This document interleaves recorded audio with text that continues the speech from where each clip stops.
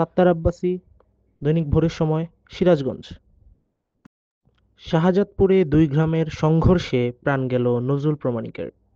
সিরাজগঞ্জের শাহজাদপুর উপজেলার করশালিকা বাগধুলান ও কয়লারচর গ্রামের মধ্যে সংঘটিত রক্তক্ষয়ী সংঘর্ষে মোহাম্মদ নজরুল প্রমাণিক নামে এক ব্যক্তি নিহত হয়েছেন। এই ঘটনায় গুরুতর আহত হয়েছেন ১০ জন।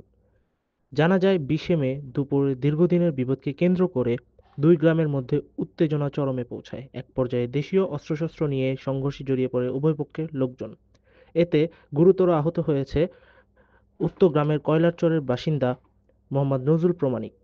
আহতদের মধ্যে দুজনের অবস্থা আশঙ্কাজনক হওয়ায় তাদের বগুড়া শহীদ জিয়াউর রহমান মেডিকেল কলেজ হাসপাতালে স্থানান্তর করা হয়েছে।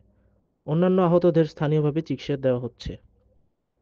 খবর পেয়ে পুলিশ ঘটনাস্থলে পৌঁছে পরিস্থিতি নিয়ন্ত্রণে আনে। বর্তমানে এলাকায় অতিরিক্ত পুলিশ মোতায়েন রয়েছে এবং পরিস্থিতি স্বাভাবিক রাখার চেষ্টা চলছে। এ বিষয়ে শাহজাদপুর থানার ভারপ্রাপ্ত কর্মকর্তা মোহাম্মদ আসলাম উদ্দিন বলেন, ঘটনার প্রকৃত কারণ উদ্ঘাটনের জন্য তদন্ত শুরু করা হয়েছে। জড়িতদের শনাক্ত করে যথাযথ আইনের ব্যবস্থা গ্রহণ করা হবে। ঘটনার পর থেকে এলাকায় উত্তেজনা বিরাজ করেছে। প্রশাসনের পক্ষ থেকে সকলকে শান্ত থাকার আহ্বান জানানো হয়েছে। সাত্তার আব্বাসী, দৈনিক ভোরের সময়, ঢাকা।